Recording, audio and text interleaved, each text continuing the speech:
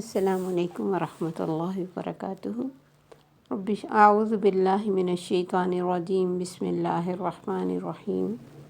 رب اشرح لی صدری ویسر لی امری واحلل عقدۃ من لسانی یفقہوا قولی، رب زدنی علما اللہم فقہنا فی الدین۔ قال ربی، کہا اے میرے رب، انی لا املک، بے شک نہیں میں مالک، الا نفسی و اخی، مگر اپنے نفس کا، اپنی جان کا اور اپنے بھائی کا۔ فافرق بیننا، تو جدائی ڈال دے، فرق ڈال دے ہمارے درمیان، و بین القوم الفاسقین، اور فاسق قوم کے درمیان۔ قال، فرمایا، فإنها محرمۃ علیہم، بے شک حرام کر دی گئی ان پر، 40 سنہ، 40 برس تک، یتیہون فی الارض، مارے مارے پھریں گے زمین میں، فلا تأسیٰ، تو نہ تو افسوس کرنا، علی القوم الفاسقین، فاسق قوم پر۔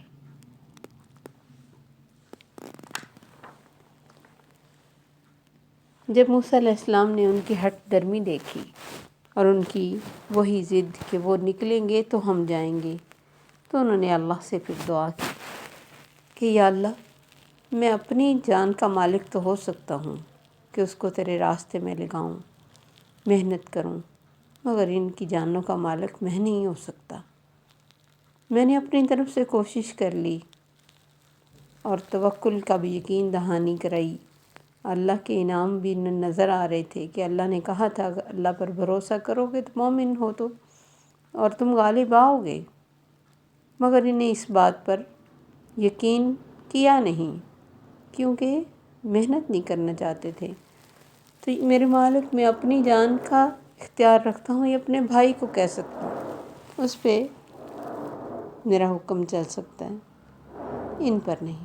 فافرق بیننا و بین القوم الفاسقین، تو جدائی ڈال دے ہمارے اور اس فاسق قوم کے درمیان۔ اب ایک نبی کی دعا تھی، اللہ نے فرمایا ٹھیک ہے، جو پیغمبروں کی اور باغوں اور چشموں کی زمین کی اور انعام کے لیے انہوں نے محنت نہ کی، تو ٹھیک ہے، بدلے میں ان کے لیے اس وعدے میں 40 سال کی تاخیر ہے۔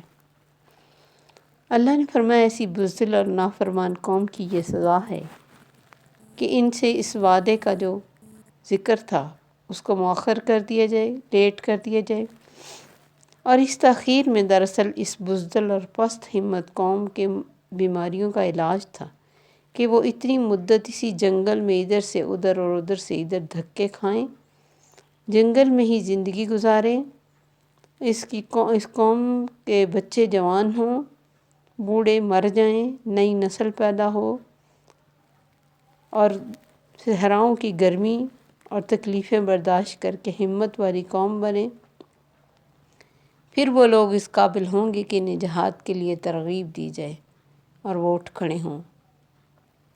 تو موسیٰ، اس قوم کو جو یہ علاج کے طور پہ سزا دی جا رہی ہے نا، اب ان پہ افسوس نہ کرنا، ان پہ ترس نہ کرنا۔ اس قوم کو فاسق کہا گیا، اللہ کی اطاعت نہ کرنا، اللہ کے حکموں کو نہ ماننا، اس کی باؤنڈریز کراس کرنا، فسق، زمین میں فساد کرنا، اور اللہ کی نافرمان بن کے زندگی گزارنا، یہ سب فسق میں آتا ہے۔ تو موسیٰ علیہ السلام نے ان کو فاسق قوم کہا کہ یا اللہ، اب ان کے اور ہمارے درمیان جدائی ڈال دے، کیونکہ انہوں نے دیکھ لیا تھا کہ اب یہ لوگ اپنے اتنے بڑے انعام سے منہ موڑ کر خود اپنے لیے ایک بہت بڑا کنواں کھود رہے ہیں۔ اب اگر کوئی خود ہی کسی کنویں میں گرنا چاہے تو آپ کتنا روک سکتے ہو؟ ایک ٹائم ہوتا ہے نا ہر چیز کا۔ موسیٰ علیہ السلام نے بھی دیکھ لیا کہ ان کے اندر اب وہ چیز نہیں رہی، حالانکہ جتنی مشکلوں سے یہ نکل کے آئے تھے، انہیں قدر ہونی چاہیے تھی، لیکن انسان کی سستی بعض دفعہ اس سے بہت بڑی نعمت کو دور کر دیتی کہ وہ اپنی سستی سے، کیونکہ زندگی میں کبھی بھی اللہ نے کسی کے ساتھ کچھ برا نہیں کیا ہوتا، نہ وہ برا چاہتا ہے، لیکن بہت ساری چیزیں محنت کے ساتھ ڈھکی ہوتی ہیں، اور جو انسان محنت اور گڈ ول کے ساتھ محنت نہ کرنا چاہے اور اچھی ایمانداری اور اللہ کی رضا کی خاطر کچھ نہ کرنا چاہے، تو پھر اس کے پاس آنے والے اچھے مواقع، اچھا سہولتیں اور سکون اور عیش اور آرام دور بھی ہو سکتا ہے۔ بعض لوگ اس بات کا بڑا شکوہ کرتے ہیں کہ ہم نے اتنا کچھ پڑھا، ہم نے یہ وظیفہ کیا، وہ وظیفہ کیا، ہمارے حالات نہیں بدلے۔ حالات صرف وظیفوں سے نہیں بدلا کرتے۔ اگر کوئی انسان بیٹھے ہی صرف وظیفہ کرتا رہے تو یہ دنیا اسباب کی دنیا ہے، یہاں اسباب اختیار کرنے پڑتے ہیں، اور یہ اسباب صرف عام انسان ہی نہیں، ہر انسان کرتا ہے۔ آپ دیکھیے کہ ذوالقرنین اتنے بڑے بادشاہ تھے کہ زمین سے مشرق سے چلے تو مغرب تک پہنچے۔ آپ دیکھیں کہ فاصلہ کتنا ہوتا ہے، مشرق میں بھی پہنچے اور مغرب میں بھی پہنچے۔ فَأَتْبَعَ سَبَبًا، اللہ نے بار بار ان کے لیے کہا فَأَتْبَعَ سَبَبًا، اس نے اسباب اختیار کیے۔ تو یہ اسباب اس زندگی کا حصہ ہیں، یہ اس میں انسان کو اختیار کرنا کوئی توکل کی خلاف ورزی نہیں ہے، کرنے چاہیے جہاں بھی اسے موقع ملے۔ بہت سارے لوگ زندگی میں جو ملے بس اسی پر قناعت کر کے بیٹھ جاتے ہیں۔ قناعت اچھی بات ہے، لیکن یہ بھی دیکھنا چاہیے کہ اگر میں اس راستے میں محنت کروں تو ہو سکتا ہے مجھے اس سے زیادہ اچھے حالات میسر آ جائیں، لیکن یہ قناعت کسی اللہ کی رضا کے لیے نہیں ہوتی۔ عموماً یہ قناعت اپنی سستی کی وجہ سے ہوتی کہ بہت سے، اب جیسے صحت ہے تو ہم اس کو واک کر کے، اچھی ڈائٹ سے، اچھی عادتوں سے اچھا کر سکتے ہیں، ویسے ہم صحت مند ہیں، لیکن مزید اچھا ہو سکتا ہے۔ اور ہم جب صحت مند ہوتے تو ہمیں ان چیزوں کی قدر فیل ہی نہیں ہوتی، اور ہم ان کو کرتے ہی نہیں، نہ اچھی ڈائٹ کا دھیان رکھتے ہیں، نہ اپنی نیند اور جاگنے کا دھیان رکھتے ہیں، اور نہ ہی محنت کر رہے ہوتے ہیں۔ تو کچھ ٹائم گزرتا ہے تو صحت خراب ہوتی، پھر ہمیں ہوش آتا ہے کہ ہم نے کچھ صحیح نہیں کیا۔ اس وقت ہم اگر مثلاً کسی کو سردی لگ جائے اور وہ سردی سے پہلے جرسی نہ پہنے، اور پھر جب سردی لگ جائے تو پھر وہ 3 جرسیاں پہنے، تب کیا فائدہ؟ پھر تو اب ٹائم لگے گا پیچھے آتے ہوئے۔ اسی طرح کسی انسان کو اگر کوئی بیماری آ کے گھیر لے اور اس کی خوراک اچھی نہیں ہے، وہ اس کی خوراک میں ایسی چیزیں ہیں جو اس کو بیمار کرنے والی ہیں، مثلا گلا خراب کرنے کے لیے کوئی سافٹ ڈرنک یک کر کے پیتا رہے سردی میں، اور پھر چاہے کہ میں تندرست بھی رہوں، تو یہ مشکل ہوتا ہے بہت۔ تو بہت ساری چیزیں ہماری اپنی سستیوں کی وجہ سے ہمارے اوپر آ جاتی ہیں، تکلیفیں اور کمیاں، اور کچھ ہم سے دور رہتی ہیں، اور ہم سمجھتے اور دکھی ہوتے رہتے کہ فلاں چیز پتہ نہیں میری قسمت میں کیوں نہیں ہوئی۔ ہم نے وہاں جانے کے لیے جو ہرڈلز کراس کرنی تھی وہ نہیں کی، تو وہ ہماری قسمت میں نہیں ہوئی۔ ان کے راستے میں بھی چھوٹا سا ہرڈل تھا کہ تم جاؤ اور کوشش کرو، باقی کام تو اللہ نے کرنا تھا، جنہوں نے نہیں کیا۔ تو اللہ نے اسی لیے ساتھ ہی فرمایا کہ اب ان کی حالت دیکھ کے تمہیں دکھ نہیں ہونا چاہیے، کیونکہ نبی بہت سافٹ ہارٹ ہوتا ہے، ان کو اپنی قوم سے اس طرح پیار ہوتا ہے جس طرح کسی کو اپنے بچوں سے ہو۔ اسی لیے اللہ نے یہ ساتھ فرمایا کہ اب ان پر افسوس نہ کرنا، اب ان کی حالت دیکھنا۔ صبح کو یہ لوگ اس میدان میں چلتے، اینڈ تک پہنچتے، تھک کے سو جاتے، اور صبح پھر وہیں ہوتے جہاں سے چلے تھے۔ اس دوران موسیٰ علیہ السلام تو فوت ہو گئے، اور بڑی مدت کے بعد پھر ان کی حالت سنوری۔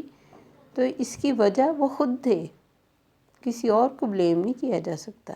ایسے ہی زندگی میں کہیں ہم مسائل کا شکار ہو گئے تو بہت سارے مسائل ہمارے اپنے پیدا کردہ ہوتے ہیں، ہم ٹائم پہ ان کو صحیح طرح دیکھنا نہیں چاہتے، اور بس آنکھیں بند کر کے ان کے اندر گھس جاتے ہیں۔ پھر زندگی میں جب وہ مسائل ہمارے سامنے بڑے ہو کے آتے ہیں، تب ہم پیچھے دیکھنا بھی نہیں چاہتے اور آگے بھی نہیں جا سکتے، تب وہیں بیٹھے پھر دکھی ہوتے رہتے ہیں۔ اور اللہ سے گلے شکوے کرتے ہیں۔ تو کوئی بھی جو ایسا مسئلہ ہو، سب سے پہلے خود کی کمیاں دیکھنی چاہیے اور خود کو پانا چاہیے، کیونکہ جب تک ہم خود کو نہیں فتح کر سکیں نا، کسی چیز کو نہیں پا سکیں گے صحیح طور پر۔ دوسروں کو دیکھنا چھوڑیں اور خود کو دیکھیں، میرے اندر کیا کمی ہے۔ وَاتْلُ عَلَيْهِمْ نَبَأَ ابْنَيْ آدَمَ بِالْحَقِّ، اور پڑھیے ان پر خبر آدم کے دو بیٹوں کی حق کے ساتھ۔ اِذْ قَرَّبَا قُرْبَانًا، جب دونوں نے قربانی کی، ایک قربانی، فَتُقُبِّلَ مِنْ أَحَدِهِمَا، تو قبول کر لی گئی ان دونوں میں سے ایک کی، وَلَمْ يَتَقَبَّلْ مِنَ الْآخَرِ، اور نہ قبول کی گئی دوسرے کی۔ قال، کہنے لگا، لَأَقْتُلَنَّكَ، میں ضرور تجھے قتل کر دوں گا۔ قال انما يتقبل اللہ من المتقین، کہا بے شک قبول کرتا ہے اللہ تقوی والوں سے۔ لئن بسطت علی یدک، اگر کھولے گا تو میری طرف اپنے ہاتھ، لتقتلنی، تاکہ تو مجھے قتل کرے، ما انا بباسط یدی الیک، نہیں ہوں میں کھولنے والا اپنے ہاتھوں کو تیری طرف، لیقتلک، تاکہ تجھے قتل کروں۔ انی اخاف اللہ رب العالمین، بے شک میں ڈرتا ہوں اللہ سے جو رب ہے تمام جہانوں کا۔ انی ارید، بے شک میں چاہتا ہوں، ان تبوء باسمی و اسمک، کہ تو سمیٹ لے میرے اور اپنے گناہ کو، فتکون من اصحاب النار، تو ہو جائے آگ والوں میں سے، وذالک جزاء الظالمین، اور یہ ہے بدلہ ظالموں کا۔ فطوعت لہ نفسہ، تو آسان کر دیا اس کے لیے اس کے نفس نے، قتل اخیہ، قتل کرنا اپنے بھائی کا، فقتلہ، تو اس نے قتل کر دیا اس کو، فاصبح من الخاسرین، پھر ہو گیا نقصان اٹھانے والوں میں سے۔ فبعث اللہ غرابا یبحث فی الارض، تو بھیجا اللہ نے ایک کوے کو جو کھودتا تھا زمین کو، لیریہ، تاکہ وہ دکھائے اس کو، کیف یواری سوءۃ اخیہ، کیسے وہ چھپائے لاش اپنے بھائی کی۔ قال یا ویلتیٰ، کہنے لگا ہائے افسوس مجھ پر، عاجزت، کیا میں عاجز آ گیا، ان اکون مثل ھذا الغراب، کہ میں ہوں مثل اس کوے کے، فاواری سوءۃ اخی، پھر کہ میں چھپاؤں لاش اپنے بھائی کی، فاصبح من النادمین، تو ہو گیا شرمندہ ہونے والوں میں سے۔ یہاں اس واقعے کا ذکر اللہ تعالیٰ نے یہود کو یہ بتانے کے لیے بھی کیا کہ تم بھی مظلوموں کو قتل کرتے ہو، بڑے دلیر ہو، حتیٰ کہ انبیاء تک کو تم قتل کرتے رہے، اور قتل کی سازشوں میں مظلوموں کو قتل کرنے میں آگے بڑھے، مگر جب جہاد کا موقع آیا تو بزدلی دکھاتے رہے اور اپنی جگہ سے ہلے تک نہیں، جیسے یہ ہاں موسیٰ علیہ السلام کو انہوں نے صاف جواب دیا۔ اللہ تعالیٰ یہ دکھا رہے ہیں کہ جو بھی مظلوم کو قتل کرتا ہے یا ختم کرتا ہے، وہ نقصان مظلوم کا نہیں ہوتا، ظالم کا ہی ہوتا ہے۔ اللہ فرماتے ہیں ان کو بتاؤ میرے نبی، کیونکہ دنیا میں یہ پہلا ظلم اور پہلا قتل تھا، اس لیے فرمایا بتاؤ ان کو خبر آدم کے دو بیٹوں کی۔ دونوں کا کسی بات پہ جھگڑا ہو گیا۔ اب مختلف روایات ہیں، کچھ لوگ کہتے ہیں کہ ایک لڑکی، شروع میں آدم علیہ السلام کے زمانے میں بہن بھائی کی شادی ہوتی تھی، کیونکہ کوئی اور دنیا میں لوگ نہیں تھے تو نسل کا آغاز ہونا تھا، بعد میں اللہ نے اس چیز کو ختم کر دیا۔ تو جب ایک میں سے ایک لڑکی کے ساتھ دونوں بھائی شادی کرنا چاہتے تھے، جبکہ وہ حق بنتا تھا حابیل کا، جبکہ قابیل جو تھا وہ کچھ مزاج کا بھی ایسا تھا اور زبردستی یعنی اس سے شادی کرنا چاہتا تھا۔ اس کا حل روایات میں آتا ہے کہ آدم علیہ السلام نے یہ نکالا کہ کہا تم دونوں ایک قربانی کرو، جس کی قربانی قبول ہوگی وہ اس سے شادی کرے گا، ایک طرح سے اللہ کی طرف سے بھی حق ہو جائے گا کہ یہی کرے۔ تو ان دونوں نے قربانی کی، لیکن حابیل کی قربانی اچھی تھی، اس نے اچھی نیت سے اچھی چیز کو قربان کیا، جبکہ قابیل نے گھٹیا چیز کو قربانی کر دیا۔ اب اس وقت یہ تھا کہ اللہ کی طرف سے آسمان سے آگ آتی، جس کی قربانی قبول ہو جاتی وہ آگ اس کو کھا جاتی، یعنی واضح ہو جاتا تھا کہ قربانی قبول ہوئی یا نہیں ہوئی۔ اور اس میں بھی دیکھیں کہ اللہ کی کتنی بڑی حکمت ہے ہمارے لیے اور رحمت ہے کہ ہمیں نہیں پتہ ہوتا ہمارا کون سا عمل قبول ہوا اور کون سا نہیں۔ اگر ہمیں خبر ہو جائے تو ہماری بے چینی کبھی ختم نہ ہو، اور دنیا میں بہت بڑے بڑے فسادات ہوں، جیسے یہ پہلا قتل بھی اسی وجہ سے ہوا کہ اسے رزلٹ سمجھ آ گئی تھی۔ بہت سارے رزلٹ ہماری نظر سے اوجھل ہوتے ہیں، اس لیے ہم ریلیکس رہتے ہیں۔ مثلا قبر میں کیا ہوتا ہے کسی مردے کے ساتھ ہمیں نہیں پتہ، موت کے وقت اس کے پاس کون سے فرشتے آئے ہمیں نہیں پتہ۔ تو ٹوٹلی غیب کا پتہ لگ جانا انسان کے لیے تکلیف دہ ہے، اور انسان بہت خوش ہوتا ہے اس چیز کو کہ میں فلاں نے میری فلاں چیز بتا دی اور فلاں کو میں نے بتایا بھی نہیں تو اس کو خبر ہو گئی۔ یہ کوئی بڑی بات نہیں ہے غیب کی باتیں بتانا یا پھر سننا، اور جو بتاتے ہیں وہ بھی آپ کو پتہ ہے کہ موکل انہوں نے شیطان ایک دوسرے سے انفارمیشن لے کے فوراً سے بتا دیتے ہیں تو وہ آگے ہمیں بتا دیتے ہیں، لیکن ٹوٹلی غیب کوئی نہیں جانتا۔ اگر وہ بھی اس چیز کو دیکھ لیں جو بتا رہے ہوتے ہیں کہ ان کی آخرت میں کس قدر نقصان ہوگا تو وہ شاید اس عمل سے باز آ جائیں، لیکن چونکہ آخرت ہر ایک سے اوجھل ہے اس لیے وہ اپنی مرضی کے کام کرتا رہتا ہے۔ تو ان دونوں بھائیوں نے قربانی کی، جس کی قربانی اچھی تھی اللہ نے قبول کر لی، اور وہ حابیل تھا، وہ چونکہ عادت سے ہی فرما بردار اور اچھے مزاج کا تھا۔ اب اس کو غصہ آ گیا، ایک تو قربانی صحیح نہیں کی، نیت صحیح نہیں تھی، لیکن غصہ اس بات پہ آ گیا کہ اس کی کیوں قبول ہوئی۔ کہنے لگا میں تجھے قتل کر دوں گا۔ اس نے آگے سے بڑا اچھا سا جواب دیا کہ اللہ تو تقوی والوں کی قبول کرتا ہے، یعنی تمہاری قربانی میں مسئلہ تھا اس وجہ سے ایسا ہوا ہے۔ اگر تو میری طرف بہت خوبصورت اس نے جواب دیا، یہ اس سے اس کی نیچر کا بھی پتہ چلتا ہے کہ ایک بھائی قتل کرنے پہ آ گیا اور دوسرا کیا کہہ رہا ہے کہ اگر تو نے میری طرف ہاتھ پھیلائے کہ مجھے قتل کرے، میں نہیں کھولوں گا تمہاری طرف اپنے ہاتھ کہ تجھے قتل کروں۔ کیوں؟ مجھے تو اللہ سے ڈر لگتا ہے جو رب ہے تمام جہانوں کا۔ اگر ہر انسان جو زیادتی سہتا ہے وہ یہ سوچ لے کہ اس کا معاملہ اللہ کے سپرد ہے، مجھے زیادتی نہیں کرنی، تو بہت سارے فسادات ختم ہو جائیں۔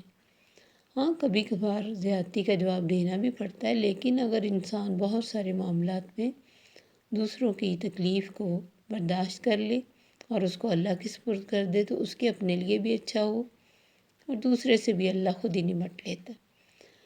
اس لیے اس نے کہا میں تو چاہتا ہوں کہ تو میرا بھی گناہ سمیٹے اور اپنا بھی، فَتَكُونَ مِنْ أَصْحَابِ النَّارِ، پھر تو آگ میں جائے، اور یہی ظالموں کا بدلہ ہے کیونکہ تم ظلم کر رہے ہو مجھ پر۔ میرا ایسا کوئی گناہ نہیں کہ تو مجھے ختم کرے، لیکن اگر بلا وجہ بے گناہ انسان کو تو مارے گا تو ظاہر ہے آگ میں جائے گا۔ جیسے حضرت ابوبکر رضی اللہ تعالیٰ عنہ نے پوچھا کہ مجھے اگر دو صفوں میں سے کسی میں زبردستی ڈالا جائے، مجھے کسی کی تلوار یا تیر لگ جائے، تو پھر آپ نے فرمایا وہ اپنا اور تمہارا گناہ سمیٹ کر آگ میں جائے گا۔ اسلام دفاع کا حق دیتا ہے، لیکن قتل میں پہل کرنے کے لیے بالکل انکریج نہیں کرتا۔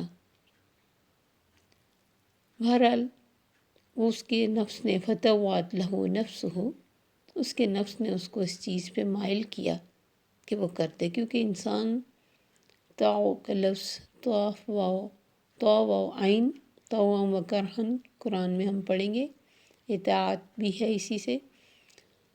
تو جب انسان گناہ کے لیے سوچتا رہتا ہے تو شیطان اس کے لیے ایزی کر دیتا ہے گناہ کو۔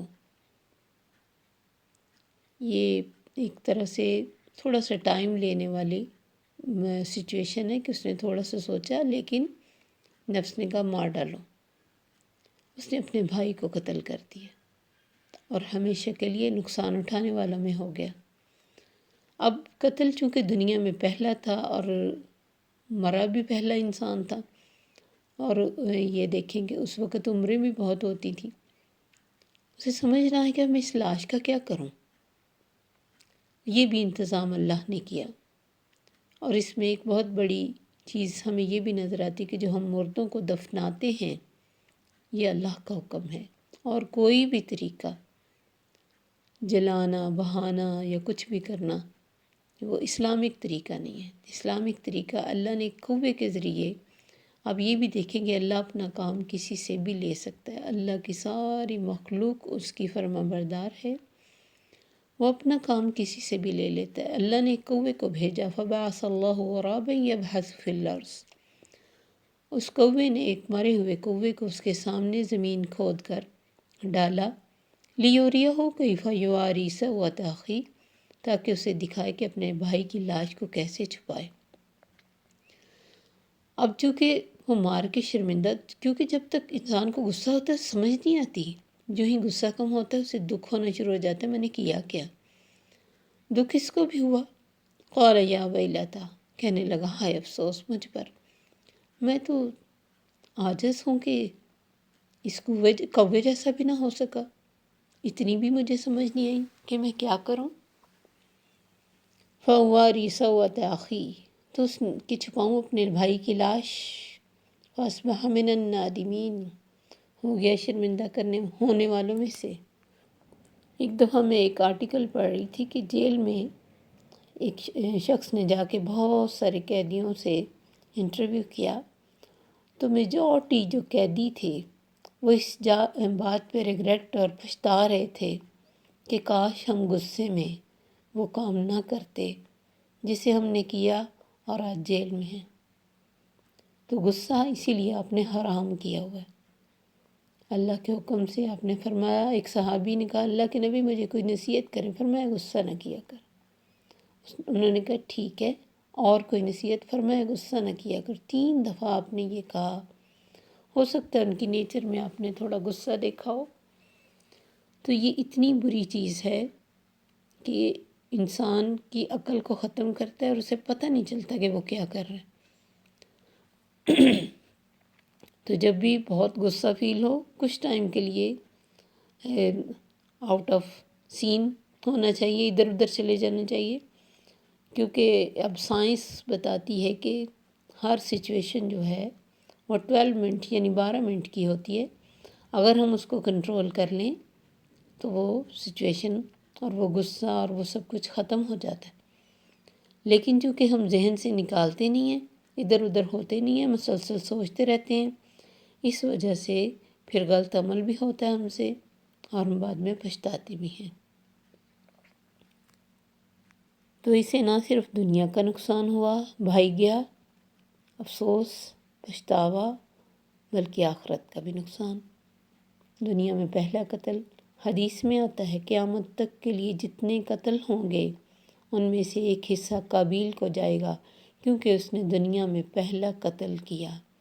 آپ نے فرمایا جس نے کوئی اچھا کام شروع کیا، جب تک لوگ اس کام کو کرتے رہیں گے اس شروع کرنے والے کو اجر ملے گا، اور جس نے برا کام کیا جب تک لوگ اس کا برا کام اس کے پیچھے کرتے رہیں گے، وہ چاہے رسم اور رواج ہو کوئی، یا کوئی بری عادت ہو، تشیع الفاحشہ ہو، جیسے موبائلز میں گندی چیزیں اور گندی ٹک ٹاک اور گندے سینز بھیجنا، جب تک لوگ جہاں تک دنیا میں اس کو دیکھیں گے اتنے لوگوں کا گناہ اس کو ملے گا ساتھ جس نے شروع کیا۔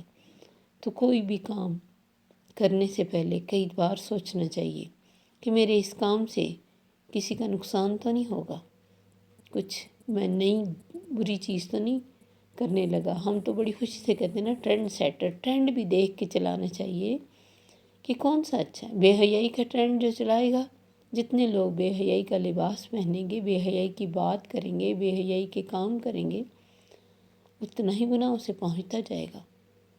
یہ گناہ جاریہ ہے جو ایڈ ہوتا رہتا ہے اعمال نامے میں، کہ انسان سمجھتا ہے کہ میرے گناہ نہیں، بے شمار دنیا کے گناہ بھی وہ ساتھ لے کے تو نادم اور شرمندہ اور آنکھ میں چلا جائے گا۔ تو کسی بھی کام کو کرنے سے پہلے سوچنا ہے کہ وہ کام اچھا ہے آخرت کے لحاظ سے، دنیا کے لحاظ سے، کیونکہ دنیا آخرت دونوں کی بھلائی ضروری ہوتی ہے۔ السلام علیکم ورحمۃ اللہ وبرکاتہ۔